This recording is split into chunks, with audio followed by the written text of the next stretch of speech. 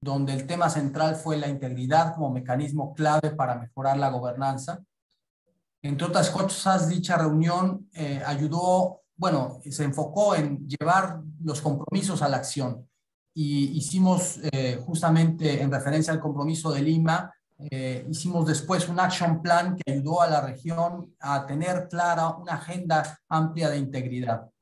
Este año retomamos este tema tan importante en un año en que toda la atención está puesta en la vacuna al COVID, pero no debemos olvidar la otra vacuna indispensable, la de la integridad, que brinde a todos los procesos gubernamentales, a las compras públicas, a las inversiones de infraestructura, pues tener una nueva normalidad sin corrupción. Solo así se podrá recuperar la confianza de los ciudadanos en los gobiernos, que de acuerdo con las últimas encuestas de Gallup, no solo es la menor entre las regiones del mundo, sino también ha disminuido en las últimas 2 décadas. Latinobarómetro registra una caída de 16 puntos porcentuales, del 43% en 2010 a 27% en 2020. Para fomentar la confianza en los ciudadanos, los gobiernos deben trabajar de la mano con actores clave, como el sector privado, la sociedad civil y la cooperación internacional, que pueden desempeñar un papel clave para garantizar que la respuesta de los países a la crisis no sea socavada por falta de equidad, integridad o apertura. La crisis generada por la pandemia y la fase de recuperación brinda una oportunidad para construir un futuro más resiliente y restaurar la confianza hacia el Estado en América Latina y el Caribe, lo cual será clave para asegurar la efectividad de las políticas públicas de recuperación y legitimar su sostenibilidad. Desde el programa de la OCDE para América Latina y el Caribe, le damos la bienvenida a este webinar, que tiene un panel de primera conformado por representantes del gobierno de Brasil, por instituciones de la sociedad civil como Transparencia Mexicana, una empresa multinacional activa en la red de American Chambers en la región y en la agenda anticorrupción como es Walmart, y la Secretaría misma de la Cumbre de las Américas, que tendrá lugar el próximo año bajo la presidencia de Estados Unidos. Todos ellos bajo la moderación de Mónica Brezzi. Y perdón, me faltó mencionar también Chile, perdón, como otro representante de las políticas de transparencia. La cumbre ministerial que estamos organizando para diciembre de este año, como decía yo, el tema es integridad gubernamental y confianza ciudadana, la otra vacuna. Ha contado con 3 webinars preparatorios. El primero tuvo lugar en marzo sobre el uso de datos y herramientas digitales para fortalecer la integridad y la confianza. El segundo se llevó a cabo en junio sobre la buena gobernanza en la contratación pública y en los grandes proyectos de infraestructura. Y hoy estamos en este tercer y último webinar para terminar con la preparación de la cumbre. Las discusiones técnicas de estos 3 webinars serán un insumo muy importante para las discusiones de los ministros y altas autoridades que tendrán lugar en diciembre de este año. Así que agradezco a todos los ponentes por su participación, a todos los participantes por estar aquí con nosotros, y sin mayor preámbulo les cedo la palabra a János Bertok, director adjunto del Directorado de Gobernanza Pública de la OCDE, quien nos dará un panorama de lo que ha venido trabajando la OCDE en esta materia. János, you have the floor. Muchas gracias, José Antonio, and Director General De Palma. Dear colleagues, ladies and gentlemen, this is a real pleasure to join you and open this webinar. Buenos días, damas y caballeros. Es un gran placer abrir este webinar en preparación a la cumbre sobre gobernanza que tendrá lugar en Salvador en diciembre de este año. No podríamos haber elegido un mejor momento para este webinar realmente. Como José Antonio ya lo mencionó, ha estado disminuyendo la confianza del público. Tenemos una crisis financiera y también estamos viendo una brecha muy amplia entre el nivel de confianza en la región y otros miembros de la OSD. Hemos visto una reducción significativa. Y esto también afecta la legitimidad de las instituciones públicas. Y vemos una gran polarización en favor de movimientos populistas. Como Ya lo resaltó José Antonio en la introducción, la confianza es una piedra angular para la recuperación y para la democracia. Y vemos cómo podemos nutrirlo a través de la cultura, de la transparencia, de la integridad. Pero para crear confianza necesitamos no solo acciones del gobierno, sino que también necesitamos la participación de sociedad civil y sector privado. Hay que organizarnos con representantes de sociedad civil, del sector privado, y eso fue lo que hicimos en este webinar. Y también quiero hablar un poco de la OSD y lo que hemos estado haciendo, las acciones que hemos tomado para ayudar a los países en este sentido. Primero, déjenme mencionar que en primavera, el Comité de Gobernanza Pública lanzó una iniciativa para reforzar la democracia que incluye 3 pilares esenciales. El primero se relaciona con la forma de cómo podemos manejar la amenaza de la desinformación, que es un fenómeno global.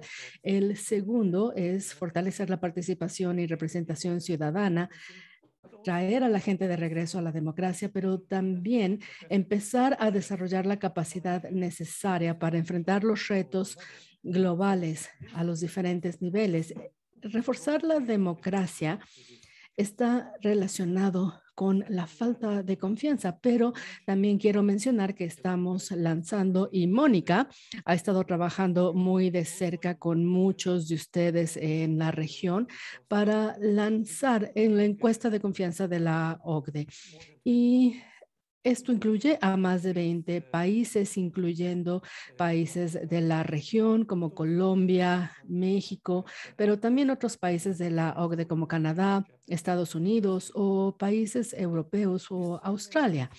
Esta encuesta es singular porque no solamente nos va a dar datos comparativos del nivel de confianza, sino también aquellos factores que impulsan, qué factores influyen sobre la confianza que tiene la gente en el gobierno. Así que si medimos las razones específicas que están detrás de esta disminución o un incremento de la confianza para monitorear las reformas del sector público y cómo puede ayudar, cómo se puede restaurar, cómo se puede nutrir la confianza de la gente en las instituciones.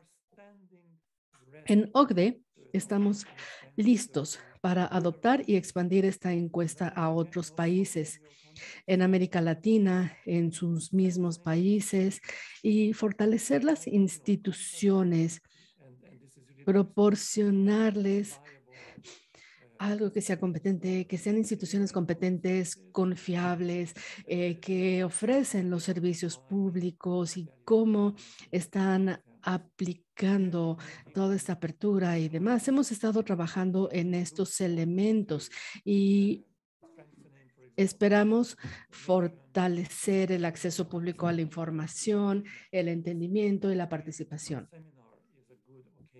Este seminario en concreto es una buena oportunidad para ver cómo podemos involucrarnos, cómo podemos involucrar a los diferentes actores en el desarrollo de políticas públicas y cómo podemos ayudar a lograr esta confianza. Es el momento de actuar, de aprovechar esta oportunidad.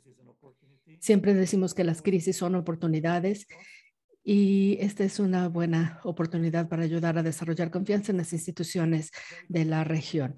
Esta reunión es muy importante. Tenemos una gran oportunidad para reflexionar sobre la dirección que estamos siguiendo y tener una visión ambiciosa y usar esta participación con el sector privado, con el sector público para poder desarrollar democracias más resilientes e incluyentes. Así que, bueno, vamos a la parte del panel para hablar cómo podemos involucrar al sector privado y a la sociedad civil. Muchas gracias. Muchas gracias, Janos. La contribución que ha dado tu directorado a todos estos webinars. Le cedo la palabra ahora a Carla de Palma, directora general de la Agencia de Cooperación Internacional de El Salvador. Permítame nada más mencionar que el día de ayer hubo justamente una discusión con distintos actores de la cooperación internacional de América Latina sobre la importancia de que el programa de regional de la OCDE con América Latina estuviera con mayor vinculación con las agencias de cooperación de la región. Y bueno, este es un evento en el que se muestra cómo esta cooperación puede ser muy visible y muy fructífera, así que nos da un enorme gusto recibirla a la directora de la Agencia de Cooperación Internacional de El Salvador y a cederle la palabra para que dé sus palabras de bienvenida. Gracias, José Antonio. Buenos días en El Salvador. Good morning to everyone and good afternoon. Gracias por la invitación. Agradezco a la OCDE y al equipo de la Secretaría de Comercio e Inversiones, quienes me invitaron a presentar este día un poco de la cooperación internacional en El Salvador. Agradezco también ese esfuerzo que están realizando de cara a la cumbre ministerial y estamos seguros que desde la ESCO vamos a poder apoyar también a nuestras instituciones. Sé que la representación diplomática de El Salvador en Francia ha estado muy comprometida con la OCDE y agradecemos también que estén en este espacio. Para que ustedes también lo sepan, en este espacio invitamos a las representaciones acreditadas en nuestro país que forman parte de la OCDE, así que bienvenidos también a algunas representaciones diplomáticas que nos acompañan. Este día, pues quería contarles que también para nosotros es de suma importancia poder conocer ese intercambio de mejores prácticas en el tema de construcción de confianza ciudadana. Y es a partir de esa visión del presidente Nayib Bukele que en medio de pandemia también surgen cosas buenas y en medio de la pandemia se creó la Agencia de El Salvador para la Cooperación Internacional el 1 de julio de 2020 como una instancia técnica que pudiera trabajar y articular con las instituciones de gobierno y que también pudiera propiciar espacios de participación activa entre diferentes actores de sociedad civil, academia, sector privado, diferentes instancias del Estado que pudieran aportar y que se mantenga esa confianza ciudadana en la cooperación internacional. El intercambio que nos ocupa este día va a permitir profundizar esas oportunidades y retos comunes de la región y discutir la participación del sector privado, sociedad civil y cooperación internacional en esta etapa de recuperación de la pandemia del COVID-19.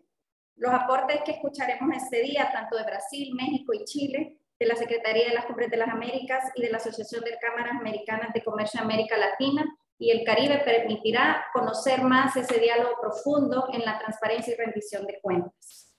En este difícil contexto que impactó nuestra región desde el primer trimestre 2020, la respuesta temprana de El Salvador definitivamente ha sido reconocida a nivel internacional. A este momento estamos ya iniciando la tercera dosis de vacunación. A la fecha, 3.5 millones están totalmente vacunados con 2 dosis y llevamos 224,000 personas ya vacunadas con la tercera dosis. Como ustedes saben, también contamos con un hospital de primer nivel para la atención del COVID. Cuando se crea la agencia, se crea que entre una de las funciones principales sea velar de forma diligente para la transparencia y el uso acuicioso de los recursos asociados a la cooperación internacional y que sea una instancia que asegure las condiciones y los requisitos adecuados para que las finanzas de los proyectos de cooperación sean manejados con los más altos estándares de ética, honestidad y eficiencia. Este es uno de los compromisos que nosotros asumimos desde la ESCO y que sabemos que esto permitirá una coordinación tanto con el sector privado y la sociedad civil, conscientes de que la cooperación no solo se limita a la gestión de fondos y asistencia dentro de las funciones y competencias de ESCO, también buscamos diálogos cercanos con diferentes actores de la cooperación internacional. Se destaca además que la cooperación no reembolsable que actualmente se tiene en el país está financiando 123 proyectos de cooperación en modalidad de asistencia técnica y cooperación no reembolsable, financiados por 23 socios de cooperación y atendiendo 24 sectores de cooperación a través de acciones vinculadas con 30 instituciones de gobierno. Se representa un 76% la cooperación bilateral y a través de organismos multilaterales. Se identifican como principales cooperantes el Sistema de Naciones Unidas, el Gobierno de Estados Unidos, el Gobierno de los Estados Unidos Mexicanos, la República de Corea y China.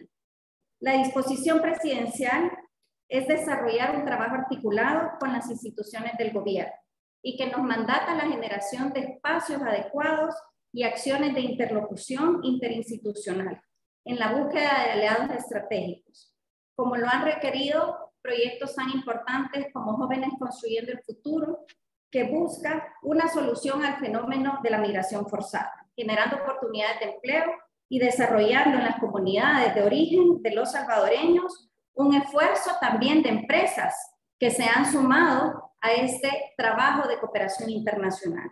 Así también contamos con el programa de Sembrando Vida, que consiste en tres tipos de apoyos a los beneficiarios para incentivar el cultivo de sistemas productivos agroforestales, que combinan producción de cultivos tradicionales de alto valor económico y que permiten reactivar la economía e impulsar el desarrollo del país.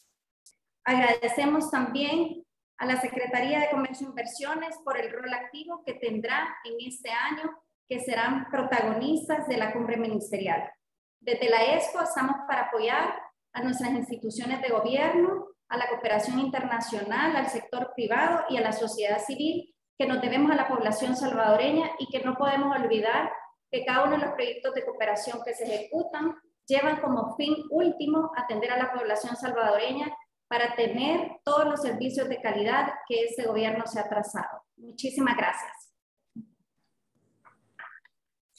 Muchísimas gracias a la directora general de la Agencia de Cooperación Internacional de El Salvador. Y bueno, sin más preámbulo y para pasar a la discusión del panel, le cedo la palabra a mi colega Mónica Brezzi, que es la jefa de la División de Gobernanza, de Indicadores de Gobernanza y Performance de la OCDE. Así que le cedo la palabra a Mónica para coordinar y presentar al panel.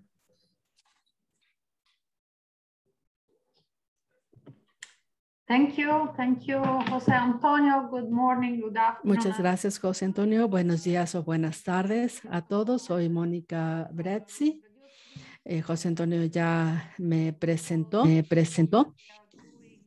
Y nada más quería hablar un poco acerca de lo que estamos haciendo para restablecer, para restaurar la confianza, pero más que eso, entender y presentar evidencia a los diferentes países para introducir reformas y cambios en la forma en la que trabajan para incrementar su capacidad de respuesta y su confiabilidad, pero también para actuar con apertura, con integridad y con justicia, porque todo esto nos conduce a mayor confianza entre el ciudadano y las instituciones. El día de hoy vamos a hablar de estos temas y quisiera presentar al panel. Tenemos a Carolina Carballido, que es la Coordinadora General de Integridad Pública de la Contraloría Geral de União en Brasil. Eduardo Bojorquez, Director Ejecutivo de Transparencia Mexicana. María Celina Conte, Directora del Secretariado de las Cumbres de las Américas,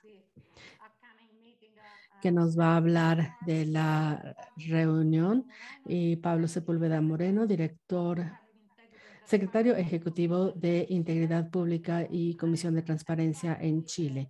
Y finalmente, a Welby Lehman, que es el director de las estrategias de políticas globales de Walmart. Bienvenidos sean todos. Voy a moderar esta discusión y podríamos organizar una primera ronda de preguntas para cada uno de ustedes.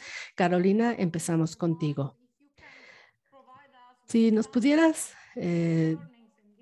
contar algunas de las lecciones aprendidas en este último año con este reto tan importante de la administración pública, y si pudieras decirnos cuáles son los elementos que debemos enfatizar para mantener la transparencia, rendición de cuentas durante la crisis de la COVID-19, y qué fue lo que aprendimos, todas las lecciones que los gobiernos que tuvieron que aprender y que aprendieron para enfrentar crisis en el futuro. Carolina, adelante. Thank you, Mónica. Good afternoon. Buenos días, Gracias, América Mónica. Latina. Sí, puedo hablar un poco aquí desde Brasil, de la Contraloría General de la Unión, de nuestras experiencias ahora en la crisis de COVID y también los trabajos que tenemos que involucran ahí, que alcanzan también la sociedad civil y el sector privado. Bueno, mantener la transparência, integridade e confiança em tempos de crises é um grande reto. Lo vimos e vivimos, e aún vivimos, pelo menos aqui em Brasil, e qualquer crise demanda medidas urgentes e respostas rápidas desde os governos. Precisamente uma crise sanitária como a enfrentada atualmente, que necessitamos actuar muito rapidamente. E em toda situação de crise, há muitos recursos financeiros, fundos extraordinários, programas sociais e compras em grande escala, generando assim muitos abusos. Por outro lado, para atuar com urgência, reacionando rapidamente, a vezes se flexibilizam muitos controles e a situação de vulnerabilidade aumenta. Os riscos de corrupção também aumentam. Todo isso se põe à prova a transparência e a integridade. E ante hechos de corrupção, assim socava aún mais a confiança cidadana em las instituições e em los governos. Ou seja, em uma situação de crise, se mira o triângulo de fraude, a racionalização, a oportunidade e a motivação estão aún mais fortes, todas as três. Então, aqui destaquei 3 pontos que creio que é importante para os governos que lo pensem antes de que a crise llegue. Seria implementar efetivamente suas políticas de integridade ao longo do tempo, e não quando chega a crise. Ou seja, fortalecer ferramentas como canais de denúncias, sítios para a transparência de compras públicas, de fundos, de programas sociais. E assim, implementar e fortificar a integridade antes da crise, sim, ao longo do tempo. Ademais, investir em gestão de riscos em Brasil é um tema muito importante para nós outros, porque aún é muito débil em las instituições públicas o tema da gestão de riscos. Então, creio que enfocar em medidas de mitigação de los riscos para a integridade, para mitigar as vulnerabilidades, para que elas estejam controladas em momentos de crise, é muito importante hacerlo sempre ao longo do tempo. E, por fim, perfeccionar os processos de compras públicas, dando-lhe transparência e favorecendo o controle social. Ou seja, o que quero dizer é que devemos investir em integridade para que quando venha a crise, as políticas, as ferramentas e, sobretudo, a cultura de integridade estejam mais fortes. Bueno, cultura de integridade não se logra de la noite à la mañana, e sim, ao longo do tempo, devemos assim fortalecer muito bem a integridade, as ferramentas de integridade em los governos, e assim tentamos fazê-lo aqui em Brasil. E, bueno, a recomendação da OCDE já está muito clara, que traz a integridade como uma estratégia contra a corrupção e uma estratégia que alcança não só o setor privado, mas também a sociedade e o setor público. Então, desde aqui, da Contraloria General da União em Brasil, os conto agora 4 iniciativas e de projetos e programas que temos aqui e que involucram mais allá do setor privado, do setor público, mas também o setor privado, as empresas privadas e a sociedade civil. Bueno, no setor privado temos 2 iniciativas. Uma delas que trabalha programas de integridade em pequenas empresas, ou seja, damos orientações a estas empresas para que ali desenvolvam políticas de integridade e também programas de compliance. Outra iniciativa que temos que evalua e que incentiva programas de compliance em empresas privadas, e aí empresas de qualquer tamanho. Sí, este programa já há 10 anos que a CGU desarrolla, se llama Proética, que así a cada 2 años la CGU evalúa, analiza y evalúa los programas de compliance de muchas empresas, y las empresas que obtienen una pontuación máxima reciben un premio, que es utilizar el logotipo del Proética en sus comunicaciones, en sus trabajos, y esto aumenta mucho la credibilidad de las empresas en el mercado privado. Utilizar el selo Proética de la CGU es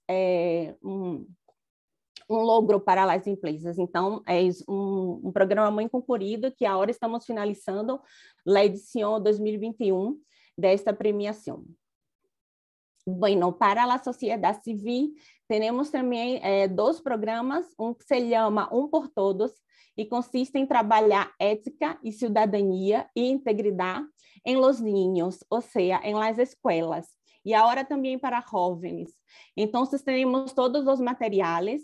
E esta disciplina é uma disciplina, uma assinatura escolar obrigatória em todas as escolas públicas de Brasil, e agora estamos começando em las escolas privadas. Todo o material é desenvolvido e escrito pela CGU e disponibilizado fisicamente e também em meio web, em meio virtual, para el uso por los profesores, por los maestros y por los niños y por los jóvenes.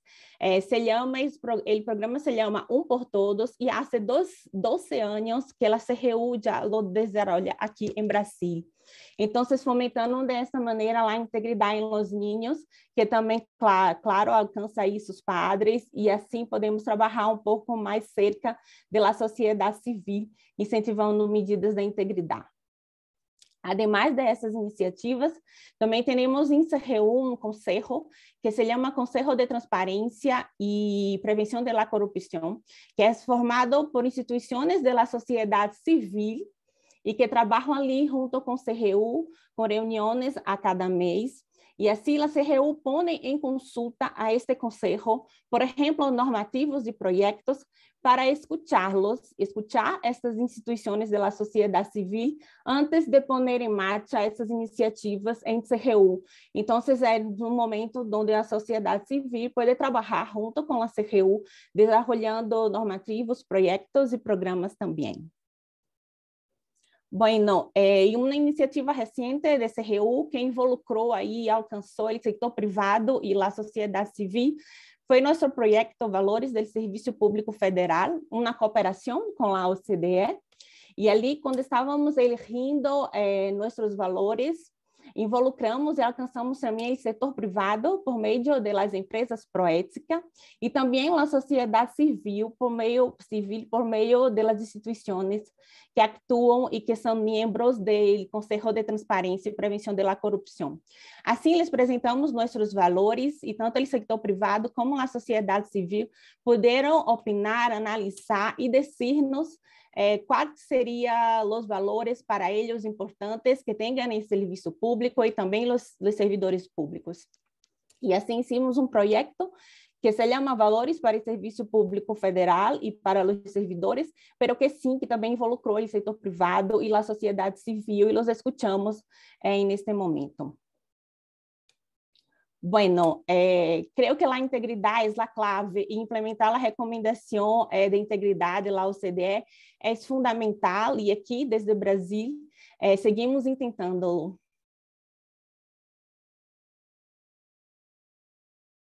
Gracias. Very much, Carolina. Muchas gracias, Carolina. Es muy importante recordar que debemos trabajar en integridad y en transparencia desde antes de que llegue la crisis, porque es importante estar preparados.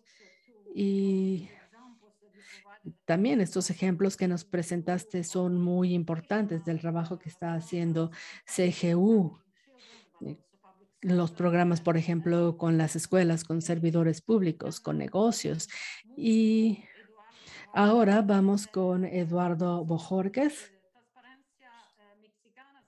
de Transparencia Mexicana. Y si estoy en lo correcto, llevan ya mucho tiempo trabajando en estos temas de transparencia, de apertura, y tienen una perspectiva histórica y cómo esto ha ido cambiando, y quisiéramos escuchar algunas observaciones sobre lo que ustedes han visto y el papel de la sociedad civil y cómo ha cambiado.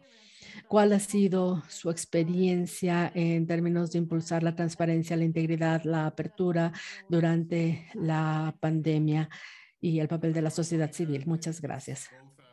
Muchas gracias, Mónica. Es un placer y es un honor ser miembro de este panel y poder unirme a estas importantes voces de la región. Voy a hacer uso del fantástico servicio de interpretación. Estaba escuchándolo y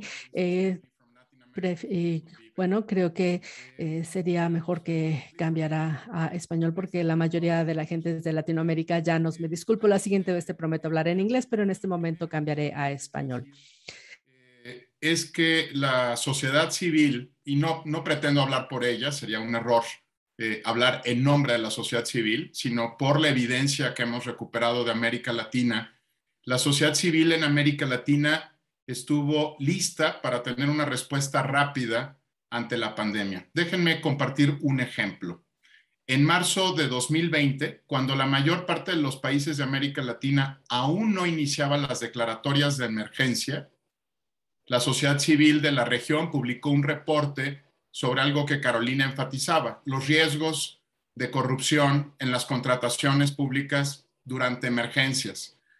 Habíamos aprovechado la mala experiencia, por ejemplo, de México en H1N1, 10 años atrás. Habíamos visto qué pasaba con huracanes, ciclones y otros desastres, y aprovechamos todo el conocimiento disponible para alertar a los gobiernos sobre dónde iban a estar los puntos críticos, los riesgos más amplios en esta materia. Y la verdad es que fue sorprendente la respuesta, tengo que decirlo, no de todos los gobiernos, de algunos gobiernos de la región, que decidieron tomar como buenos estos riesgos. Recuerdo una conversación importante con las autoridades y la sociedad civil de Puerto Rico, que venían de haber experimentado María en 2017 y que tomaron este reporte. Quiero aclarar que Transparencia Internacional no tiene capítulo en Puerto Rico, para que vean ustedes el nivel de apertura del gobierno y las autoridades de ese país, y que tomaron los reportes que emitimos para tratar de corregir en tiempo real muchos de los riesgos que se estarían presentando. ¿Esto qué quiere decir? Que la sociedad civil estaba preparada para actuar inmediatamente a la par de los gobiernos en tratar de evitar que los riesgos se actualizaran, que creo que es el tema más importante. No solo es alertar sobre los riesgos, sino evitar que se confirmen en la práctica. Y para fortuna, en muchos casos funcionó mejor de lo esperado esta estrategia de contención de riesgos. Muy rápidamente también nos movimos al tema de la vacuna, que yo creo que es un tema muy interesante. Sabíamos que los gobiernos iban a tener la tentación de clasificar como reservados o confidenciales los contratos de estas vacunas, y a pesar de que en muchos países siguen siendo opacos los contratos y están reservados, también hemos visto cosas interesantes en América Latina, como versiones testadas, versiones públicas, que hacen un esfuerzo por entregarle la mayor cantidad de información a la población, es decir, cumplir su derecho a saber, sin afectar algún tipo de negociación internacional o algún detalle que pueda comprometer, pues por lo menos la relación con la empresa farmacéutica. Y ahí creo que hay un tema importante sobre el sector privado que vale la pena reforzar, Mónica, y que es uno de los temas de esta conversación. El sector privado pues no desarrolló una estrategia de apertura alrededor de las inversiones en el desarrollo, comercialización o venta de las vacunas, sino que lamentablemente se quedó rezagado en este tema, e incluso pues aprovechó el espacio de la pandemia para retroceder en términos de apertura para las contrataciones públicas. Por último, creo que algo que aprendimos, me preguntabas, Mónica, sobre las lecciones, y sí tengo, como dices, una mirada histórica. En parte lo explican las canas, no solamente los años de trabajo en estos temas. creo que algo que aprendimos, y lo sintetizo en algunos tweets muy sencillitos, en algunos puntos muy sencillos, es que, por ejemplo, hay que poner ojo en las contrataciones, como decía Carolina, pero solo 1 de cada 10 dólares invertidos en COVID y en la reactivación económica pasa por contrataciones públicas. 9 de cada 10 dólares en América Latina tienen que ver con exenciones fiscales, con programas especiales, con incentivos económicos, incluso con rescates financieros. Vimos algunos de aerolíneas en la región. Entonces, creo que la integridad que normalmente se limita al tema de contratación pública como parte del gasto, tiene que pasar de una consideración estrictamente presupuestal a una de naturaleza financiera. Creo que la transparencia tiene que ser financiera y no solo presupuestaria, y creo que este es un reto para la región.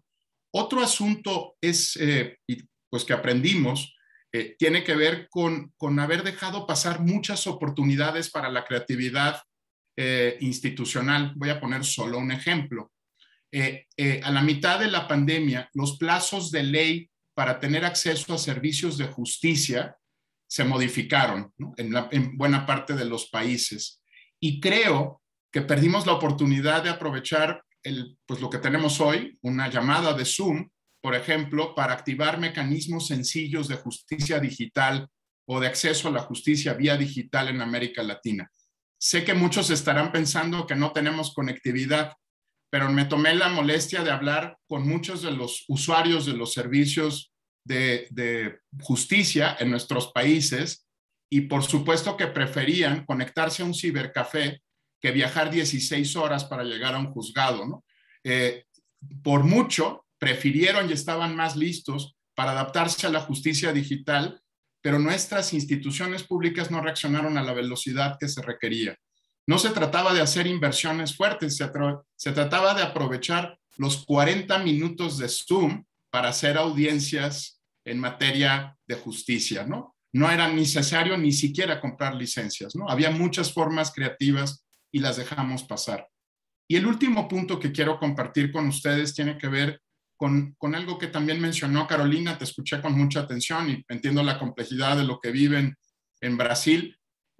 Creo que uno de los temas es ponerle el alto ya a las declaratorias de emergencia. Ha habido un abuso continuo de las declaratorias de emergencia para justificar muchas acciones públicas que no deberían de darse a más de 18 meses, ¿no?, de iniciadas estas declaratorias. Desde suspender plazos de ley para muchos temas hasta, por ejemplo, hemos detectado que en varios países se justifican como compras de emergencia. Les voy a dar, este ejemplo es real y lamentable, compras de boletos a ferias o a parques de entretenimiento porque se dieron en el momento de la pandemia. Voy a tratar de decirlo en inglés, Mónica. We have to stop the abuse. Y lo voy a decir en inglés. Tenemos que detener el abuso de las declaratorias de emergencia en este momento. Una declaratoria de emergencia, y creo que cada día que pasa hay más y más abusos de estas declaratorias para cometer actos de los que creo que todos los que estamos aquí no nos vamos a sentir orgullosos en el futuro. Gracias, Mónica, y atento a escuchar a los compañeros de panel. Thank you, Eduardo. I think it's also... Muchas gracias, Eduardo. Sí, en cuanto a las declaratorias de emergencia y la rendición de cuentas, es un punto muy importante, y la aplicación de medidas de emergencia. Podríamos regresar a este tema más adelante, pero voy a dar en este momento la palabra a Pablo Sepúlveda Moreno, secretario ejecutivo de Integridad Pública de la Comisión de Integridad Pública y Transparencia de Chile.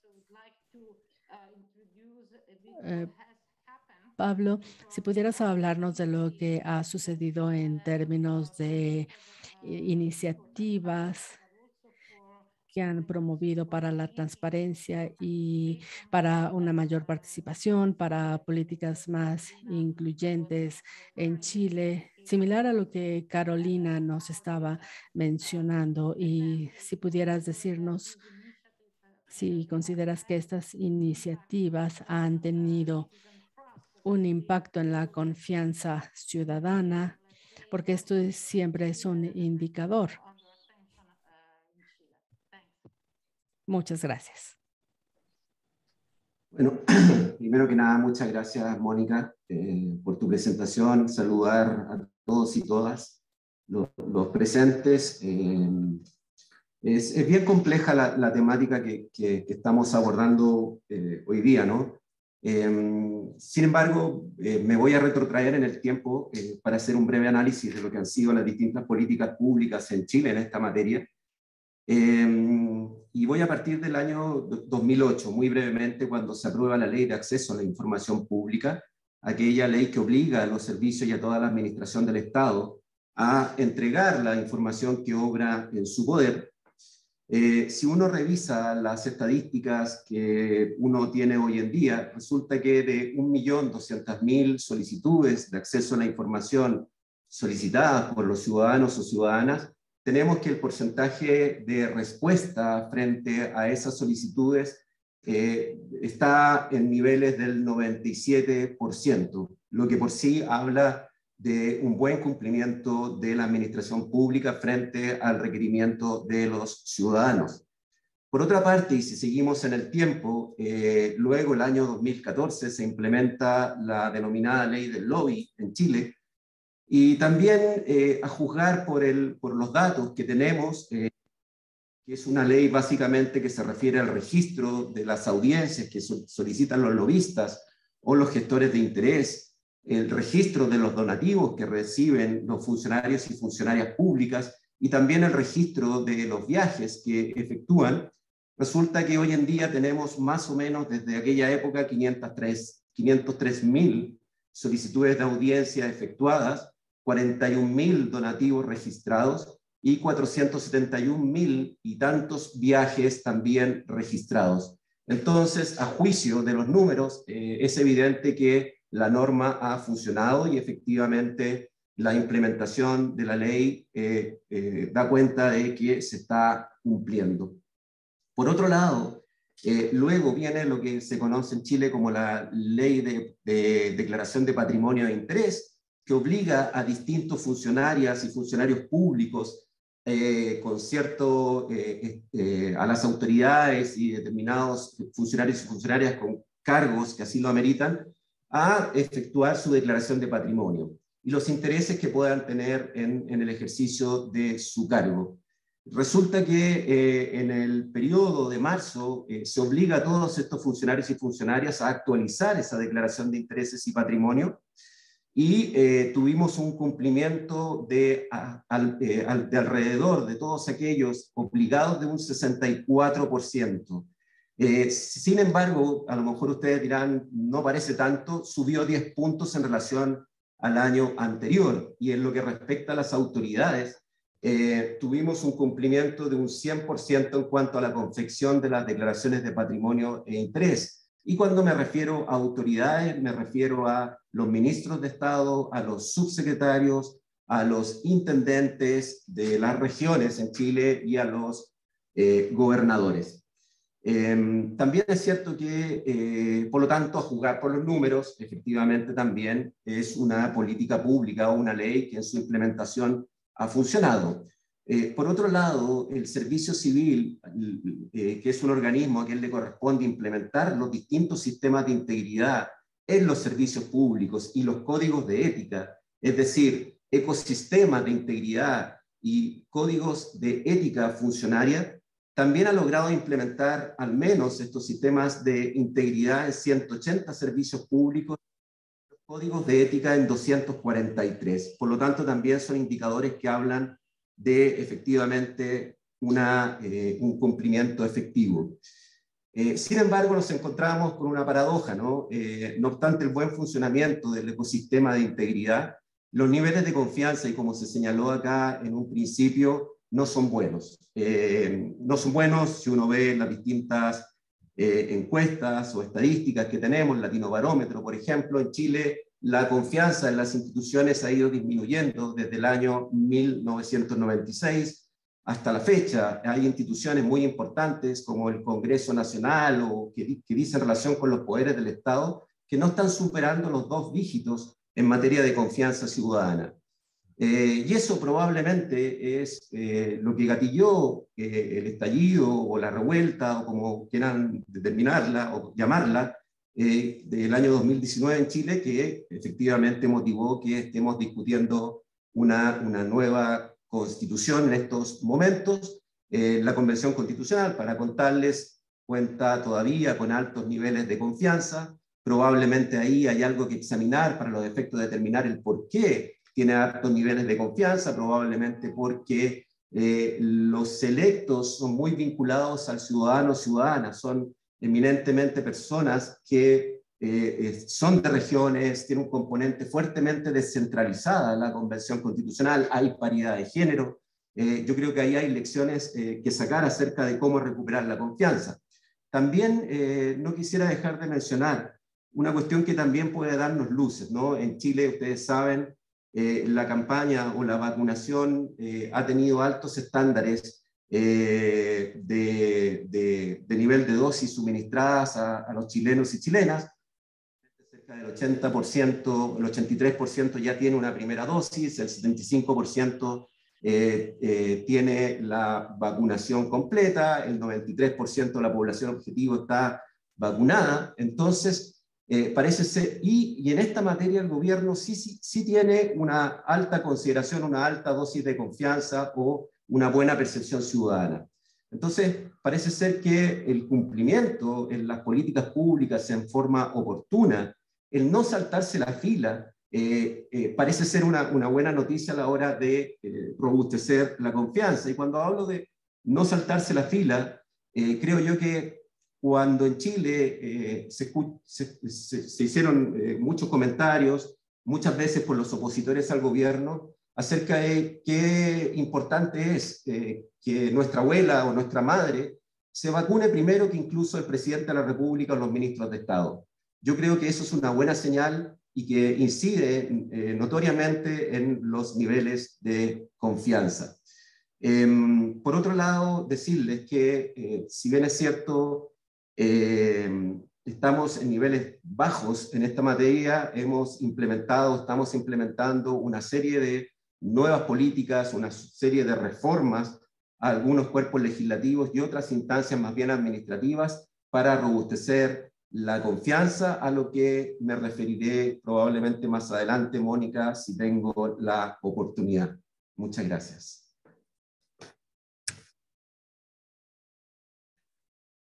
Thank you very much. We'll definitely, Muchas gracias a ti. Por supuesto que habrá más oportunidad de hablar de este tema, esperamos. Y quisiera ahora darle la palabra a María Celina Conte, directora del Secretariado de las Cumbres de las Américas, quien nos va a dar un resumen. Nos quisiéramos escuchar tu punto de vista, María Celina, sobre los principales diferentes formas en que los diferentes órdenes del Estado, el sector privado, la sociedad civil, la cooperación internacional, cómo podemos contribuir a la agenda de la cumbre. Muchas gracias. Gracias, Mónica. Saludar a todos y todas y agradecer por esta invitación a la OECD. Nos une un vínculo muy cercano, siendo una de las organizaciones que integran el grupo de trabajo conjunto de cumbres, mecanismo de cooperación horizontal que apoya a los estados en la implementación de los mandatos que son adoptados en el proceso de Cumbres de las Américas, también como en el proceso de preparación de las mismas.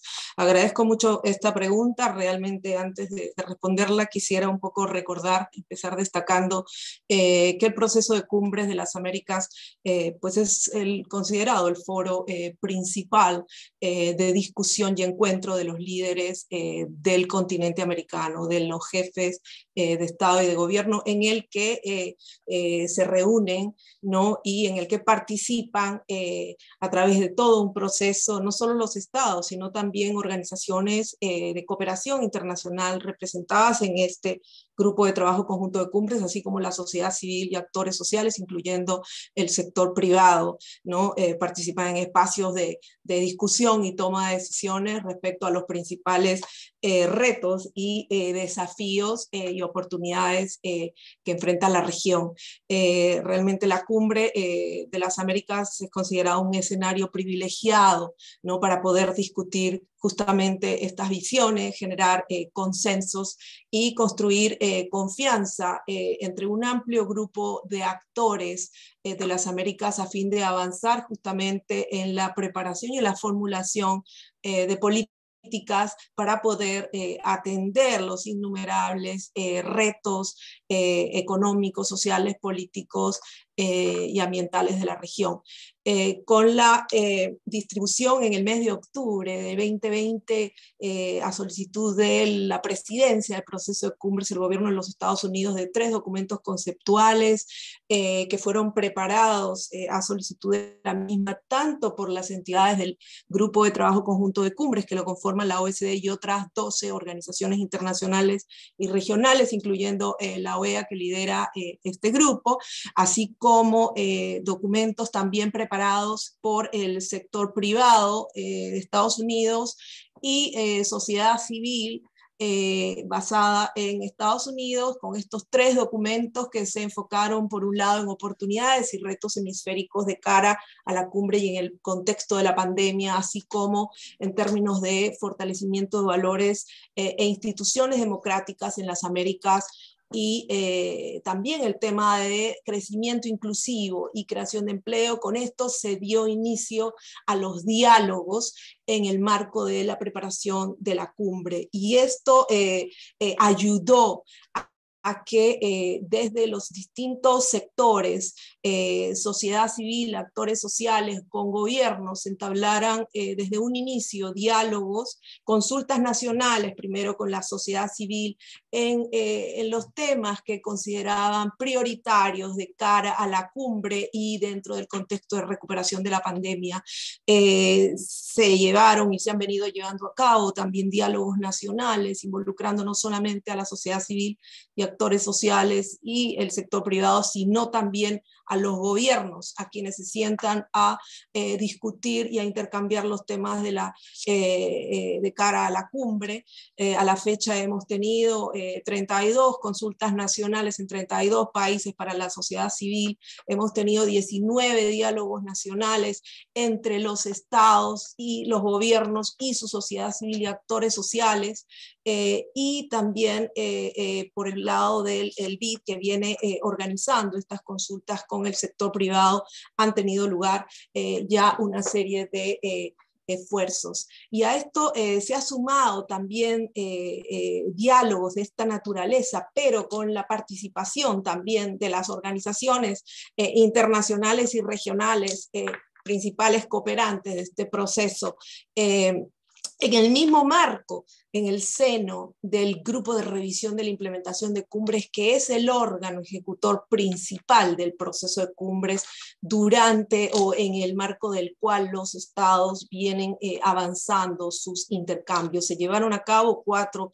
diálogos innovadores, por primera vez dentro del mismo Grupo de Revisión de Implementación de Cumbres, con los estados, entidades multilaterales y sociedad civil y actores sociales, incluyendo sector privado, centrales sindicales, para abordar, discutir en 4 largos temas. Por un lado, el tema de la gobernabilidad, anticorrupción y derechos humanos, el tema de la respuesta y resiliencia ante la pandemia, un tercero asociado a cambio climático y desarrollo sostenible, y un cuarto asociado al tema de crecimiento económico e inclusión social. Todos estos esfuerzos han ido sumando y alimentando al país anfitrión, así como las deliberaciones de los estados en el proceso de identificación del tema de la cumbre y las prioridades que ya han sido propuestas por el país anfitrión, y es a lo que me voy a referir en un momento.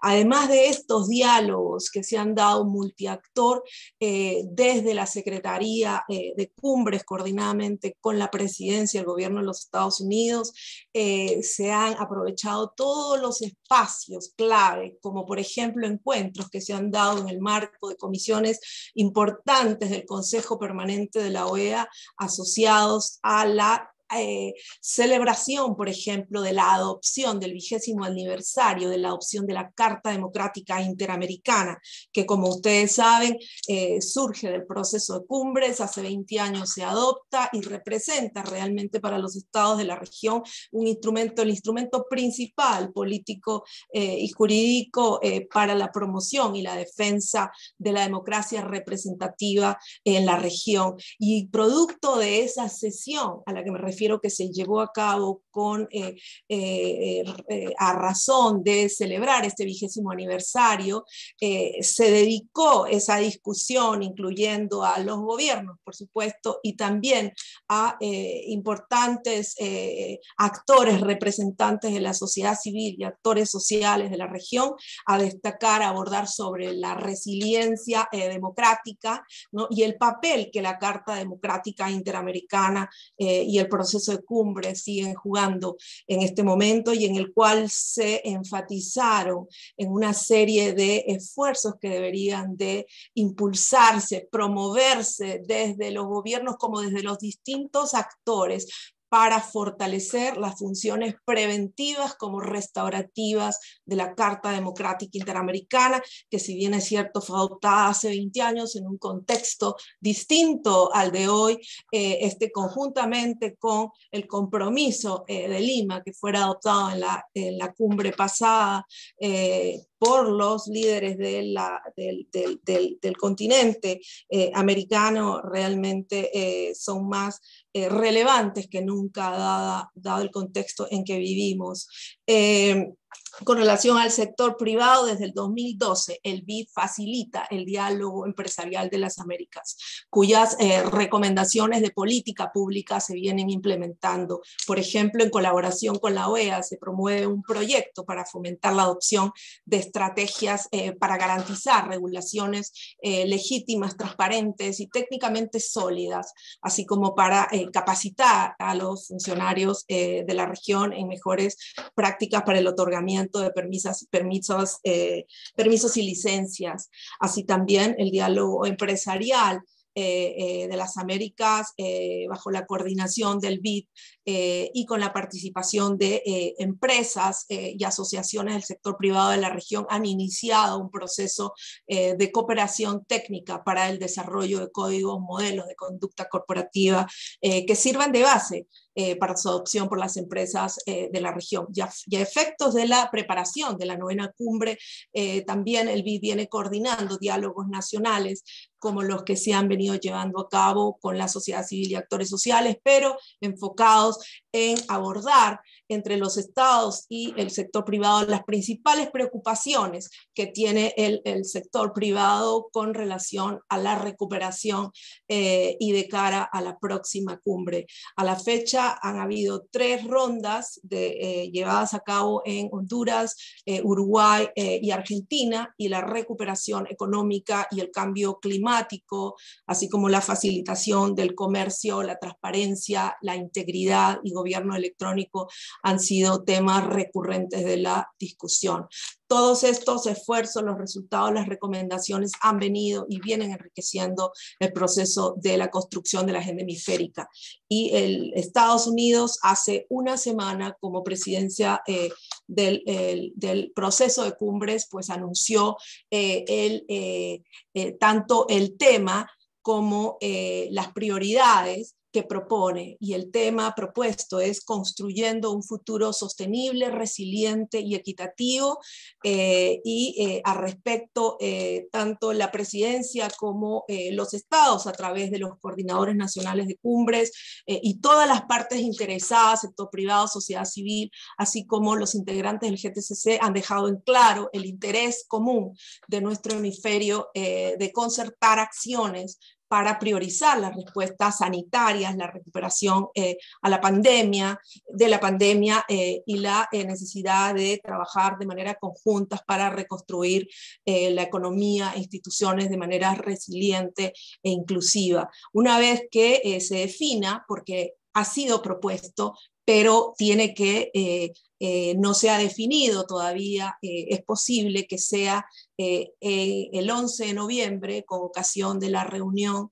de cancilleres del grupo de revisión de la implementación de cumbres, que se va a llevar a cabo el 11 de noviembre con ocasión de la Asamblea General de cumbres. Yo quisiera también destacar que como anfitriones de la 9ª cumbre, que tendrá lugar a mediados del 22, el gobierno de los Estados Unidos ha enfatizado en todo momento el compromiso de la administración Biden de garantizar la participación amplia y inclusiva de representantes de la sociedad civil, del sector privado, incluidos los grupos en situación de vulnerabilidad de la región, en las distintas discusiones con los representantes de gobierno durante el proceso de preparación de la cumbre.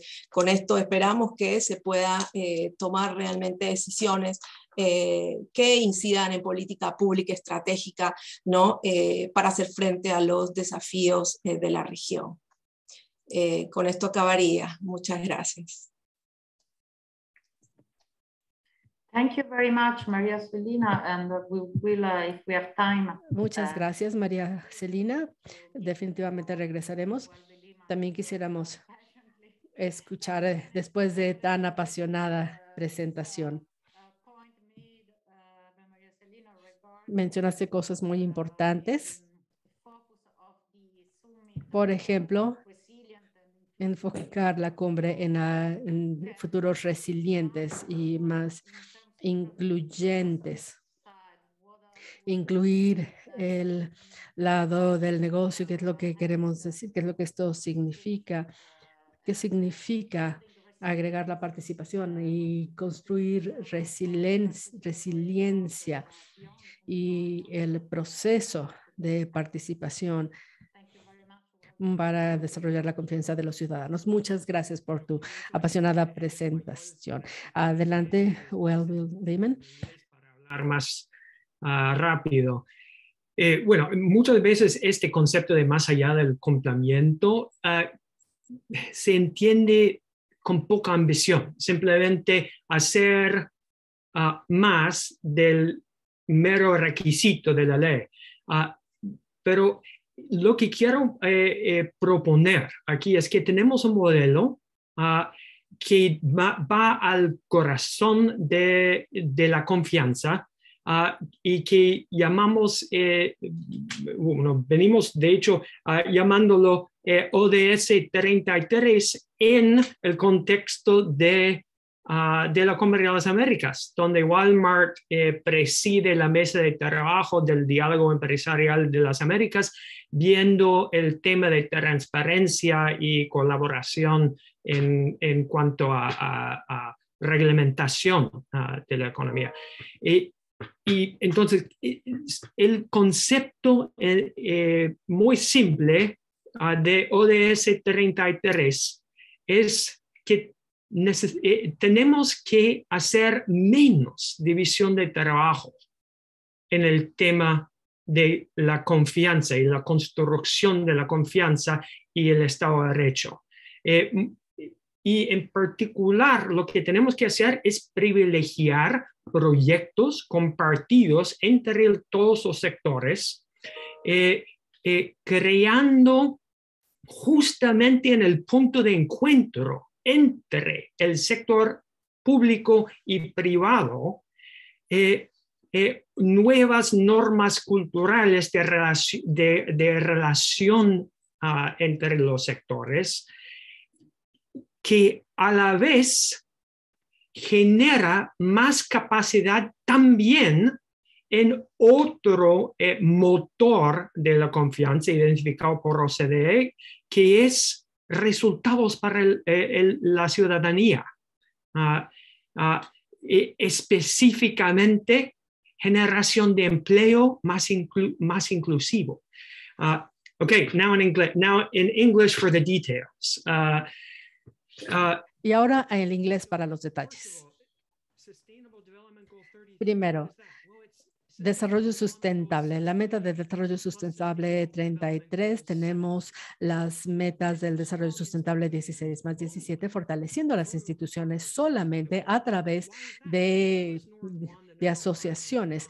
Bueno, cuando Douglas ganó el premio de economía por demostrar que no puedes generar reforma institucional de la variedad que reconocemos en el hemisferio sin reconocer que dentro de las normas culturales formales tenemos un concepto que nos separa de las normas formales y de las prácticas de aplicación de estas normas, y que estas normas culturales son bastante, no son duraderas, no van a durar a menos que las practiques, a menos o que si son corruptas, practiques lo opuesto. Y lo es. Tenemos una relación entre el sector y el privado y el sector público, y esta está gobernada principalmente por normas que están corrompidas. Y para cambiar esas normas, no podemos trabajar en lados separados, en esquinas separadas. En un matrimonio no funciona bien si tú dices, bueno, tenemos algunos problemas, entonces cada uno se va a su propia esquina, cada uno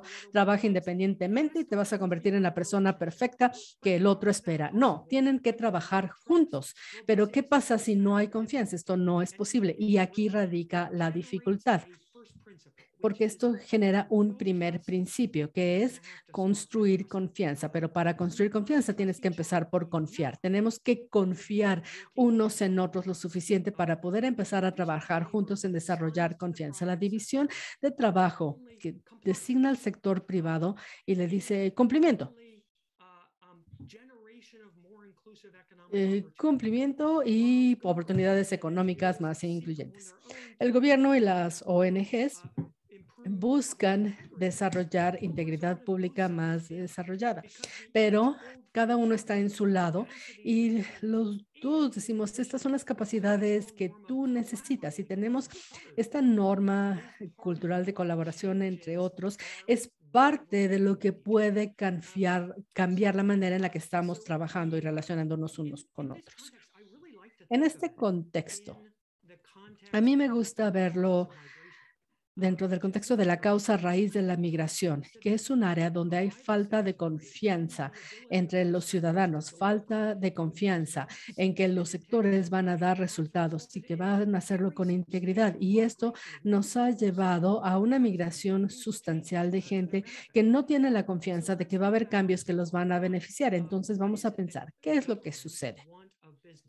¿Qué es lo que el gobierno quiere de los negocios en este contexto? Quiere que nosotros creemos oportunidades económicas más incluyentes, invertir en comunidades que no tienen suficientes servicios e integrarlas en nuestras cadenas de valor, que integremos a diferentes proveedores y pymes. Y sí, si buscamos hacerlo en aislamiento, no lo vamos a poder lograr, porque si no hay confianza dentro de la cadena de abastecimiento y si no hay confianza dentro de los sectores, en el Estado de Derecho, entonces es difícil ir a ciertas comunidades. Si vas a ciertas comunidades para expandir tu huella en estas comunidades más pequeñas, tienes que enfrentar sistemas de emisión de permisos y licencias que están corrompidos por inacción o por algún otro problema, y entonces podrías maximizar el efecto.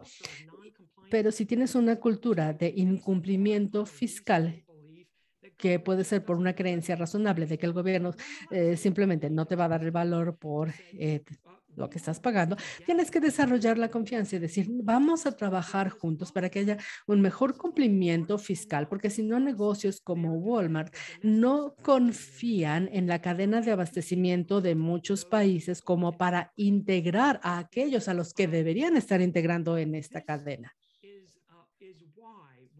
Y por esto es que tenemos que unirnos y co-crear ese bien público de confianza en esa intersección, en ese punto de encuentro entre oportunidades económicas incluyentes con resultados para los ciudadanos, que va a hacer que el ciudadano confíe más en su gobierno.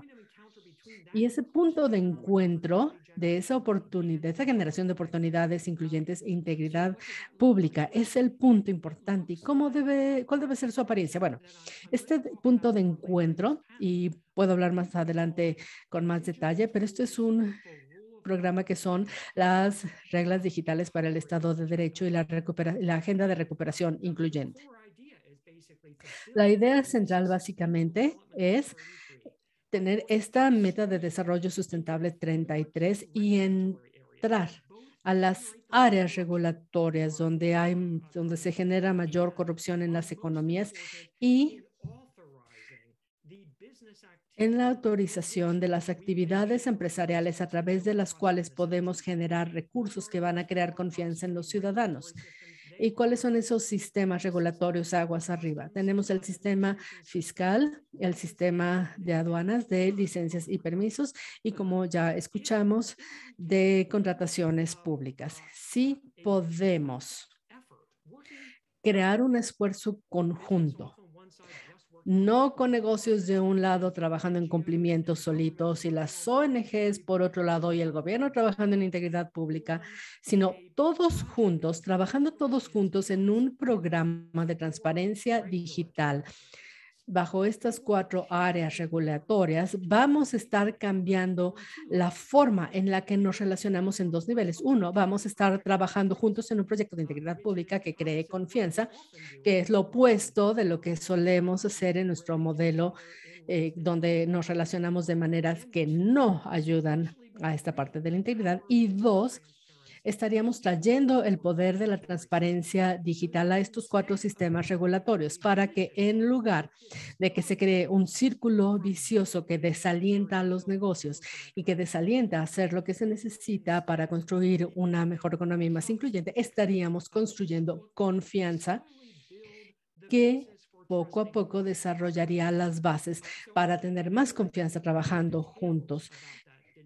Y me gustaría hablar con más detalle de estas herramientas digitales para nuestra agenda más adelante en este panel. Nada más déjenme decir que en este momento y gracias a la presencia de María Celina, quiero decir que para nosotros esto es algo que los jefes de Estado en la Cumbre de las Américas y los ministros del contexto ministerial de la OSD pueden crear proyectos de alta demanda y mucho más ambiciosos de lo que se pide tradicionalmente, de algo que vaya más allá del mero cumplimiento.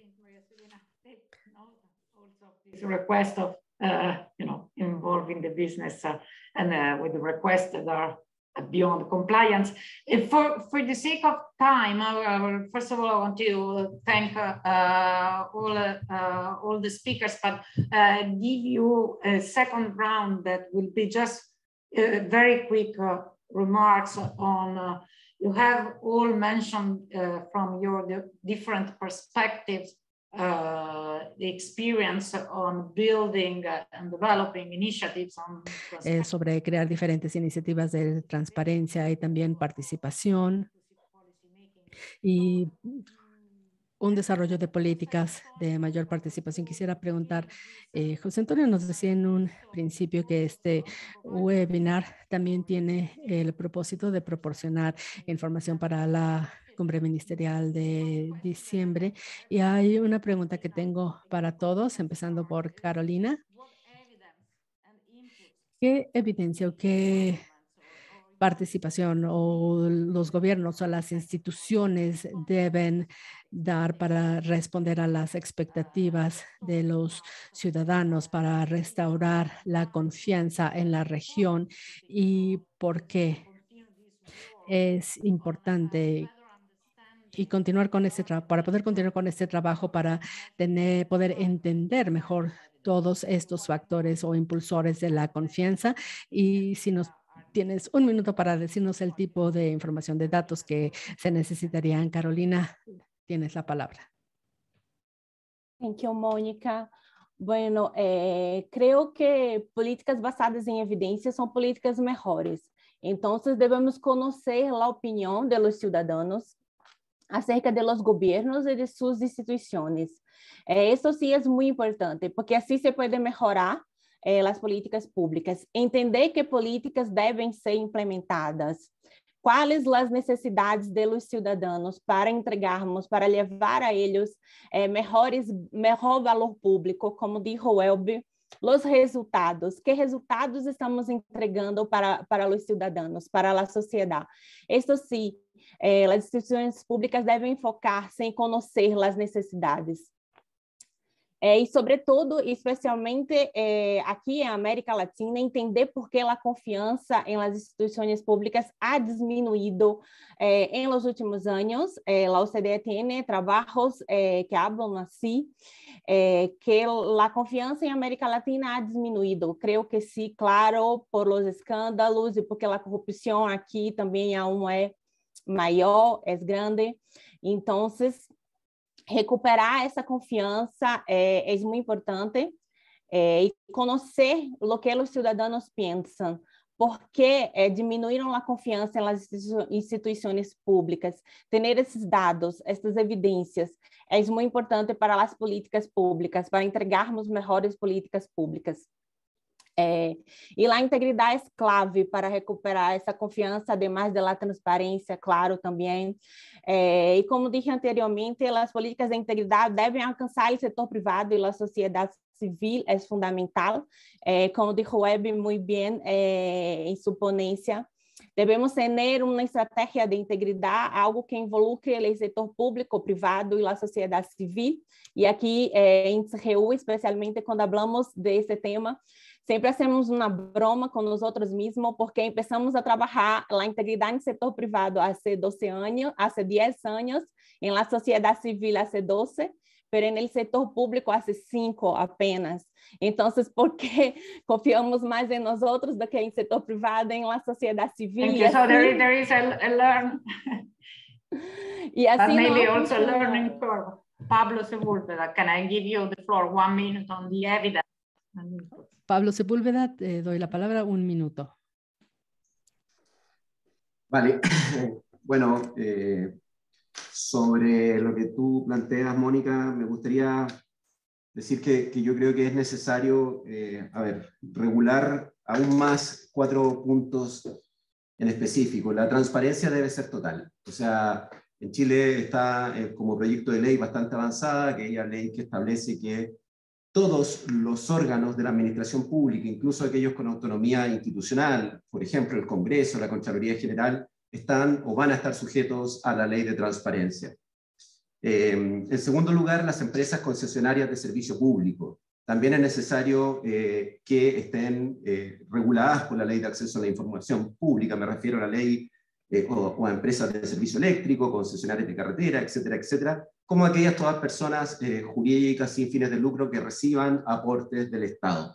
Y en eso estamos trabajando. También es fuertemente necesario regular el nepotismo en la administración pública y también lo que se ha denominado la puerta giratoria, ¿no? Cómo establecer este periodo de enfriamiento entre mientras uno ejerce la función pública y en definitiva acceder a un cargo privado y viceversa. Son todas cuestiones que estamos regulando y en distintas etapas, pero que es necesario y también muy importante es la protección al denunciante. Es un proyecto de ley que ya va a salir en Chile prontamente, está muy avanzado y cómo somos capaces de darle de verdad una protección a esa persona de denunciar un hecho de corrupción. Actualmente muchas veces, y todos los que somos funcionarios o funcionarias públicas, escuchamos, no me atrevo a denunciar, etcétera, etcétera, porque hay miedo a la represalia, revancha, etcétera, etcétera.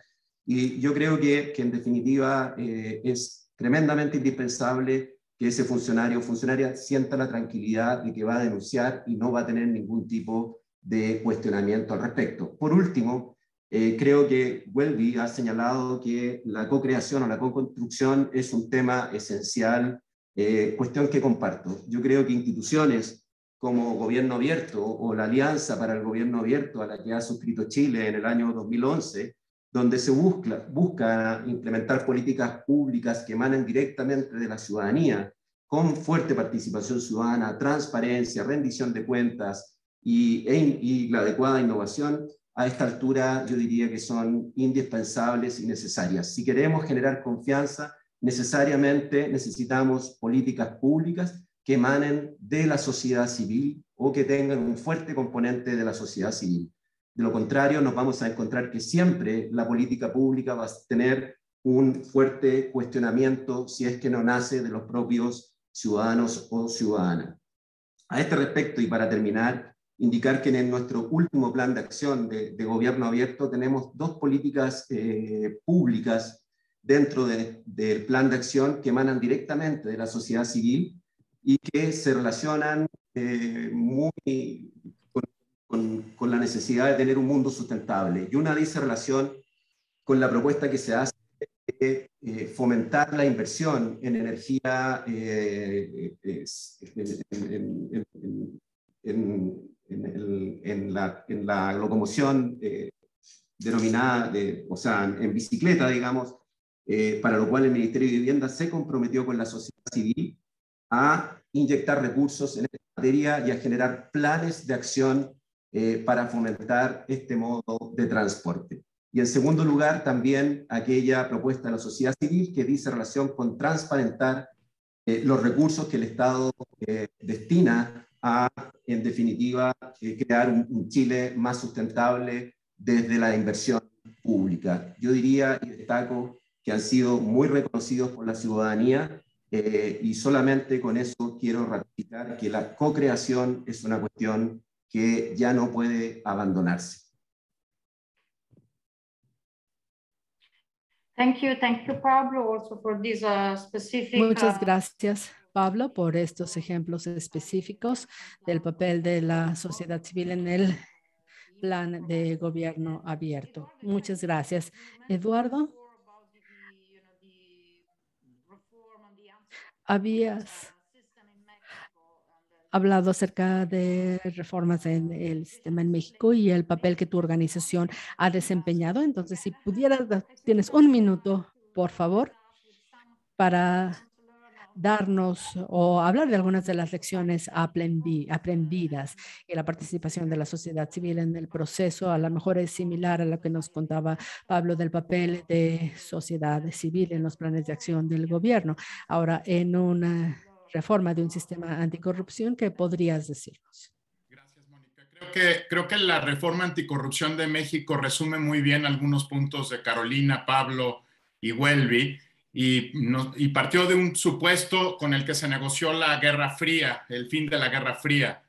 Trust, but verify, que es muy importante, porque blind trust is another thing and is not necessarily what we... Confianza ciega es algo diferente y no lo queremos. En la reforma anticorrupción, una coalición de reformas que incorporaba al sector privado, a la sociedad civil y a la academia, negoció una reforma constitucional, 7 leyes secundarias, 442 artículos que van desde temas como la obligatoriedad de todos los servidores públicos de presentar y publicar, subrayo, presentar y publicar una declaración de patrimonio e intereses, hasta una reforma profunda del sistema de fiscalización superior de México. Para que se den una idea, se cubrieron, digamos, no solo 7 leyes secundarias, sino 440 normas que tienen un poco que ver con lo que decías, Welby, ¿no? Crear un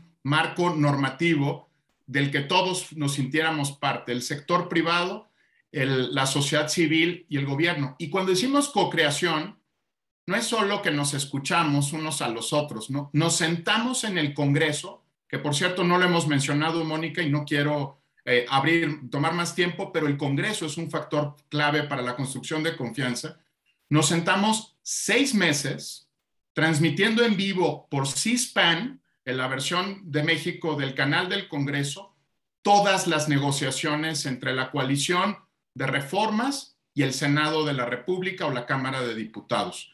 ¿Qué nos permitió eso? Y creo que es muy importante como lección. Nos permitió llegar a la negociación del tratado de comercial con Canadá y Estados Unidos en estupenda forma para negociar. El capítulo anticorrupción del TEMEC o del USMEC, Welby, es el borrador que propuso México porque acababa de transformar profundamente su sistema anticorrupción. Y creo que algo muy importante para la OCDE en el tema de evidencia, Mónica, es que México negoció un sistema nacional y no solo un sistema federal. Cuando el gobierno de México hablaba en la negociación del USMEC, a diferencia del de Canadá y Estados Unidos, hablaba por los 32 estados del país y por el gobierno federal, y hablaba por los 3 poderes de gobierno y no solo por el Ejecutivo. Y eso solo fue posible porque se construyó, como decías, Welby, con una visión compartida por el sector privado, la sociedad civil, y no exenta de tensión. Tal vez este es el último punto que quiero hacer. Empezar a construir nuevas relaciones, Mónica, empezar a construir nuevas relaciones supone un sacrificio personal de empatía y de reconocimiento de la alteridad, Mónica. No es cómodo. Las nuevas relaciones siempre son difíciles, especialmente cuando parten de la desconfianza y tenemos que verificar si estamos sentados a la mesa con las mismas y genuinas intenciones. Gracias, Mónica.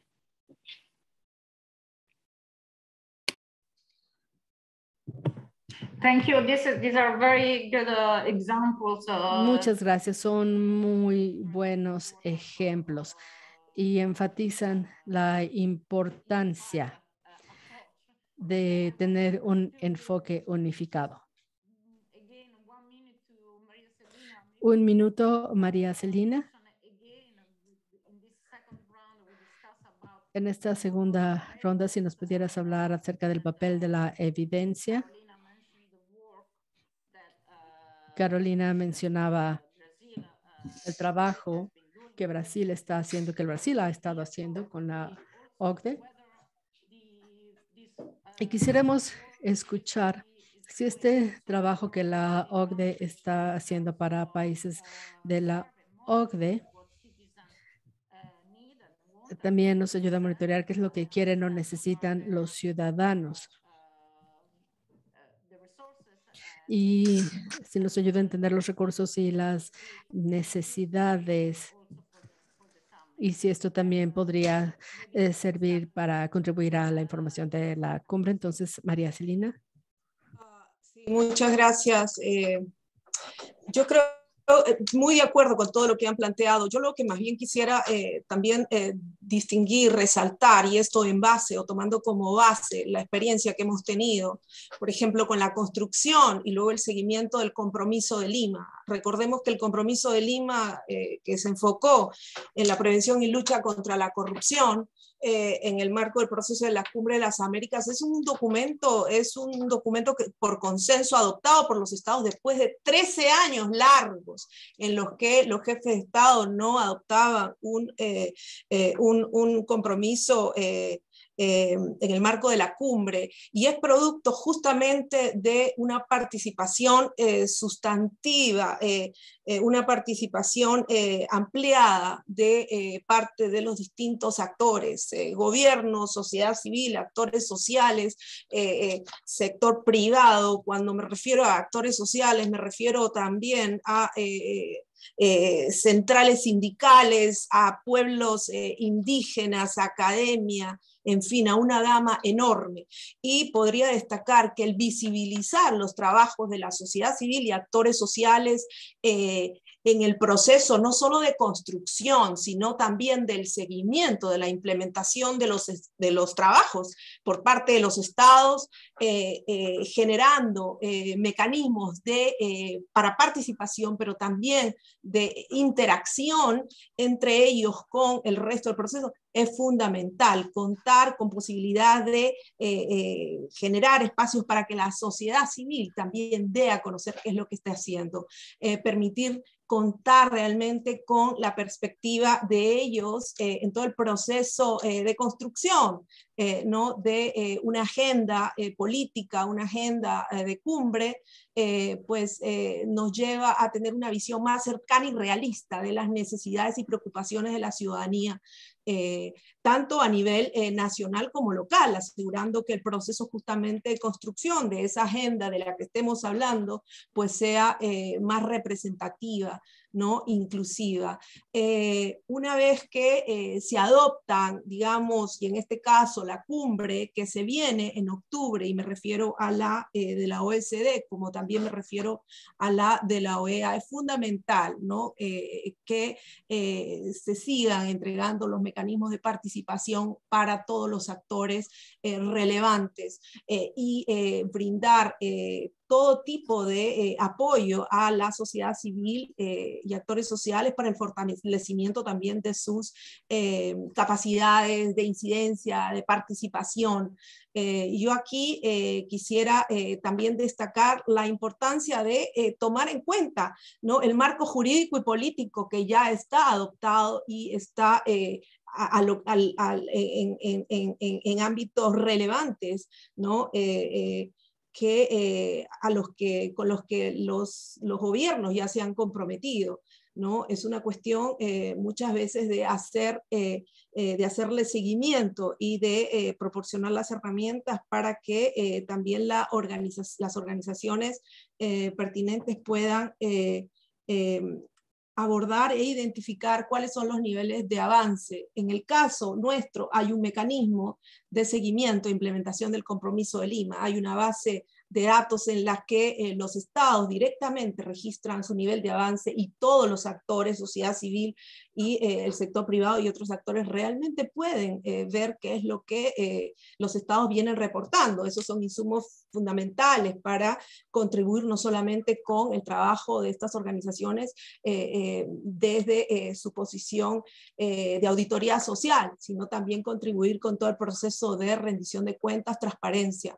Yo quisiera aprovechar esta oportunidad muy breve de hacer un reconocimiento al trabajo de cooperación entre la OEA y la OECD, desarrollado a lo largo del tiempo, orientado a promover objetivos comunes de materia de modernización del Estado, en materia de profundización de la agenda de gobierno electrónico, de datos abiertos, transparencia e integridad, como elementos clave, pilares del servicio público, así como una amplia agenda anticorrupción orientada a la aplicación de tanto la Convención Interamericana contra la Corrupción como la Convención de Naciones Unidas contra la Corrupción y en asuntos asociados a la prevención de conflictos de intereses, que yo creo que eso también es un tema que podría uno dedicarse a hablar muchísimo, pero creo que es importante mencionarlo, así como el fortalecimiento e identificación de áreas de riesgo de corrupción en la contratación y administración pública o en las actividades de cabildeo. Y es en esto que desde el escenario del proceso de Cumbres de las Américas... María Celina. Sí. Perfecto, acá ya termino. Sí, terminé. No. You're right that you can open various other... Tienes toda la razón, porque hay muchísimos otros temas muy importantes que están todos conectados y son muy importantes. Y este aspecto que María Celina estaba mencionando y enfatizando sobre la necesidad de la rendición de cuentas. Y no solamente hacer un compromiso, sino también monitorear el avance de ese compromiso.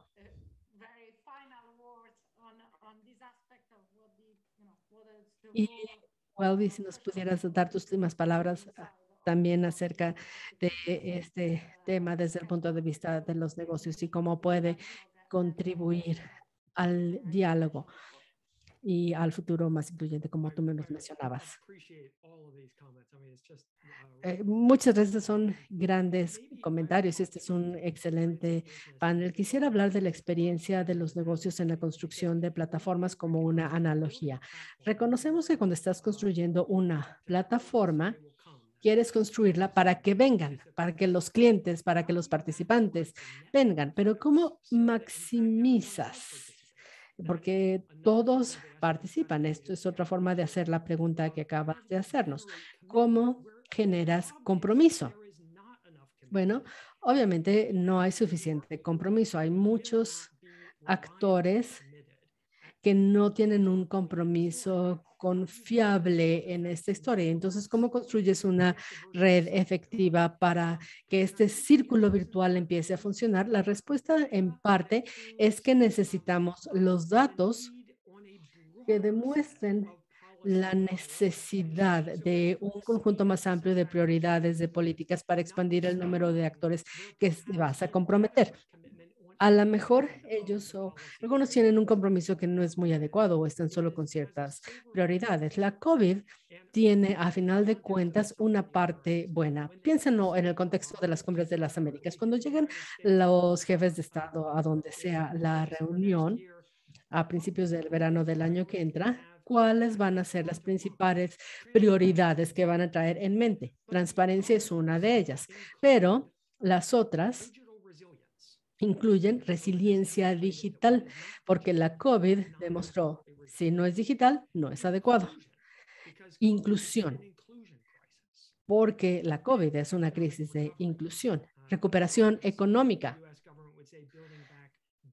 o como diría el gobierno de Estados Unidos, reconstruir y con mejores sistemas. Si nosotros podemos asegurarnos de estar construyendo estos productos, estos proyectos de co-creación, de confianza, estamos alineando el diagrama de Venn de todos estos intereses y entonces vamos a tener a los números de actores que creen esa masa crítica necesaria para lograrlo. Ahora, el compromiso con la transparencia ciertamente no es igual entre todo este conjunto de actores, pero por eso tenemos que enfocarnos en el diálogo empresarial de las Américas y las diferentes cámaras de Latinoamérica y del Caribe. Tenemos que hablar para enfocarnos en el gobierno electrónico en estos 4 elementos regulatorios porque son esenciales para todo. Este diagrama de todos ellos. Tenemos transparencia, al mismo tiempo, resiliencia digital, que son esenciales para la recuperación económica y que pueden o no ayudar a avanzar la inclusión. Digital no es incluyente necesario, necesitas una intervención incluyente en cada una de las etapas de diseño. Sabemos de México y de Chile y de otros lugares que las facturas electrónicas son efectivas para ayudar a avanzar con la transparencia y confianza en la cadena de abastecimiento y los negocios puedan expandir oportunidades. Sin embargo, no puedes construir una factura electrónica si tú tienes nada más tu parte digital y quieres que sea incluyente. No, estas son motivaciones. Cada uno de estos se motivan entre sí, se motivan uno al otro. Esto significa que si necesito una factura electrónica, muchos campesinos que quieran entrar a la cadena de abastecimiento y entrar a la formalidad deben tener acceso a un dispositivo móvil y a datos, pero no necesariamente tienen un acceso adecuado a banda ancha a través de un dispositivo que no sea un dispositivo móvil. Otra cosa que diría es que tenemos que reconocer que esto no siempre es adecuado de que el negocio sea el patrón y que los sectores sean los beneficiarios. Los actores deben ser participantes en el trabajo. Imaginen a un campesino que quiere ser parte de la cadena de abastecimiento y entrar a la formalidad. Necesitamos módulos de capacitación que enseñen a entrar a nuestros sistemas electrónicos de nosotros y los sistemas electrónicos del gobierno. Y un paso más allá, tenemos estos campesinos que actualmente son proveedores de Walmart, deben ser reconocidos como miembros de Walmart a un grado tal que la siguiente vez no sea yo quien hable a nombre de Walmart, sino ellos. Muchas gracias, Welby. Ya nos pasamos bastante del tiempo. Me disculpo porque no hemos escuchado preguntas de la audiencia, pero tenemos preguntas y tenemos comentarios y entonces les preguntaría a nuestros miembros del panel si tenemos un poquito de tiempo para poder contestar algunas preguntas, pero quiero agradecerles a todos sus comentarios por ayudarnos. y por todas estas discusiones que hemos tenido, por responder las preguntas. Y quiero regresar con José Antonio para que nos dé unos comentarios. Muchas gracias.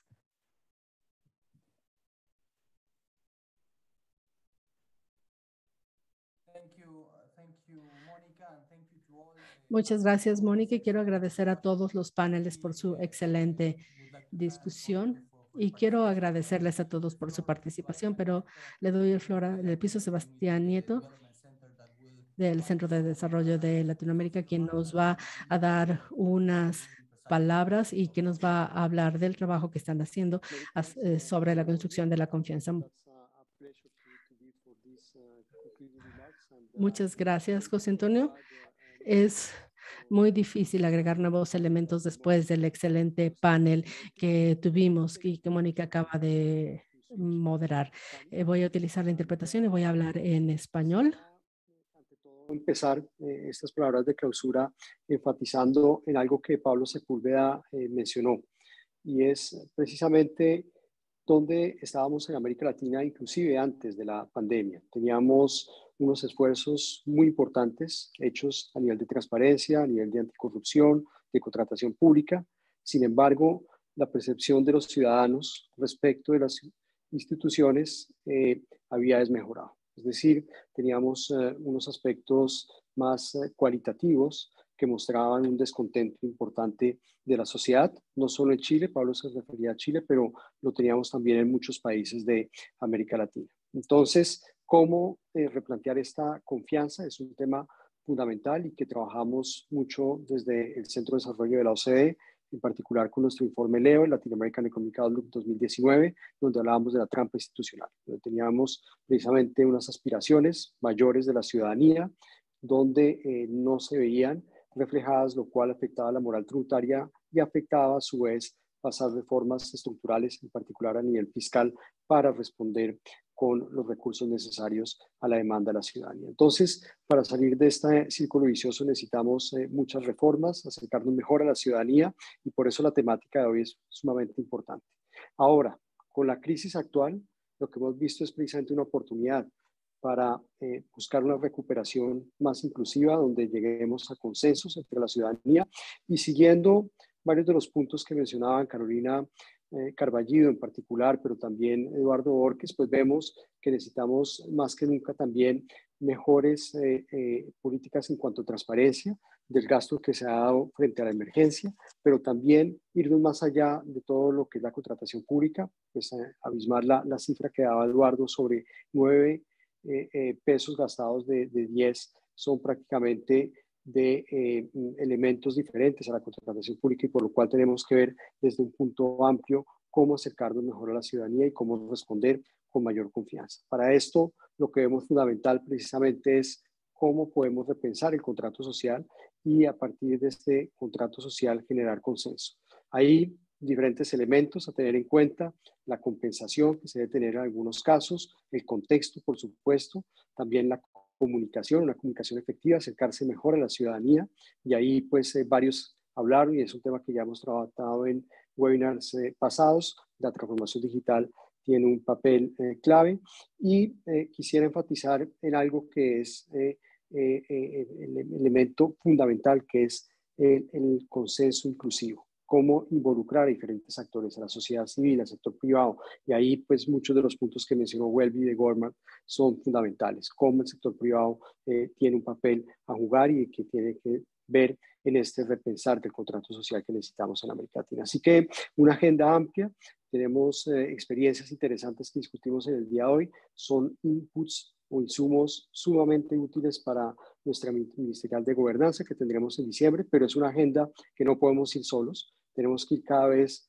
más aliados con organismos internacionales, y pues un placer haber tenido a María Celina Conte de la OEA, donde también ahí el apoyo para la Cumbre de las Américas por nuestra parte va a ser fundamental. Así que sigamos uniendo nuestros esfuerzos desde organismos multilaterales, pero también con la sociedad civil, con el sector privado, para una agenda de mayor confianza en América Latina y de recuperación inclusiva y sostenible. Muchas gracias, y de nuevo pues hasta pronto.